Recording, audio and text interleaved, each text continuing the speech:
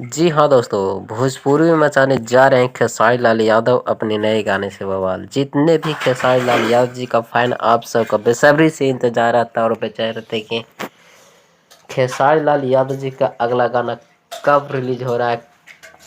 तो आज इस वीडियो में बताने जा रहे इस गाने की पूरी कंप्लीट जानकारी। हमारे वीडियो को एंड तक जरूर देखें। तो हेलो दोस्तों, अभी अभी खेसारी लाल यादव जी का न्यू गाने का पोस्टर अभी अभी लॉन्च किया गया है, जो कि इस गाने का बोल है पढ़े आवा पटना। जी हाँ दोस्तों, इस गाने का बोल है पढ़े आवा पटना। इस गानों को रिलीज किया जाएगा स्पीड रिकॉर्ड भोजपुरी पे। और इस गीत को लिखा अखिलेश कश्यप और संगीत से सजा आर्या शर्मा जी। और इस गीत में दिखाई देने वाली है निशा सिंह।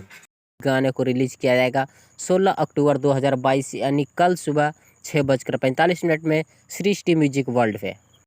मिलते हैं अगला वीडियो में, जब तक के लिए जय हिंद।